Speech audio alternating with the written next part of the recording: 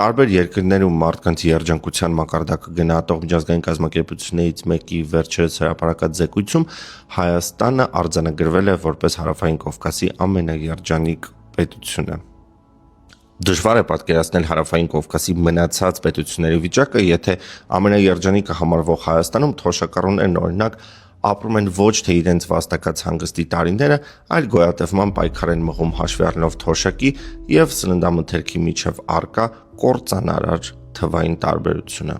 Հացի գին 300 դրամ, կաթ մոտավորապես 900 դրամ, դեղերը տասնյակ հազարավոր դրամներ, իսկ թոշակները լավագույն դեպքում շարունակում են մնալ 40-ից 50 հազար դրամ։ Էլեկտրաէներգիա, գազ, կոմունալ այլ վճարներ շատ հաճախ նույն թոշակառուների համար դառնում են անհաղթահարելի բեռ, հատկապես ձմռանը,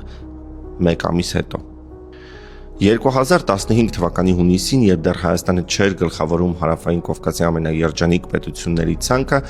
Հայաստանի մայրաքաղաք Երևանում բողոքի ցույցեր էին։ Բաղրամյան պողոտան պարալիզացրած ցուցարարները պահանջում էին, որպեսզի չեղյալ համարվի հանրային ծառայությունները կարգավորող հանձնաժողովի այն որոշումը, համաձայն որի Հայաստանի Հանրապետության տարածքում էլեկտրաէներգիայի սակագինը բարձրանում է։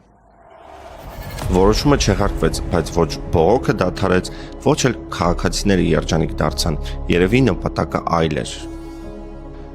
Էլեկտրիկ Երևանից ուղիղ 10 տարի անց 2025 թվականի հունիսին Տաշիր ընկերությունը դիմեց նույն հանրային ծառայությունները կարգավորող հանձնաժողովին,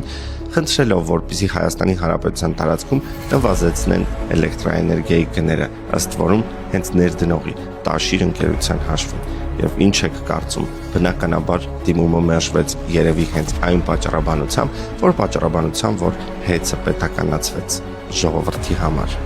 Բայց ինչպես տեսանք, ոչ փողոցները լցվեցին մարդկանցով, ոչ ցուցարարները հանդես եկան բողոքի ակցիաներով, ոչ էլ առավել եւս այժմ արդեն վարչապետի պաշտոն զբաղեցնող Նիկոլ Փաշինյանը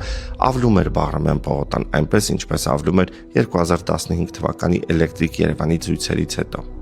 Պարզվեց, որ Տաշիր ընկերությունը օրերս կրկին ներկայացրել է նույնաբովանդակ դիմում հանրային ծառայությունները կարգավորող հանձնաժողով, համաձայն որի էլեկտրաէներգիայի 1 կիլովատի դիմաց հոսանքի գինը կարող է նվազել 3 դրամով։ Ինչ կորոշի հանուն ժողովրդի կամ ժողովրդի հաշվին գոյատևող կառավարության հանրային ծառայությունների կարգավորող հանձնաժողովն այս անգամ ցույց կտա ժամանակը, բայց մի բան պարզ է. դիեզերական որևէ մանր կամ միջին չափումներով որևէ պետություն չի կարող համարվել երջանիկ, քանի դեռ այդ պետության թոշակառուները ամեն անգամ տեղատան դռան մոտ կանգնում եւ հաշվում են դեղ գնել թե կոմունալ վճարել։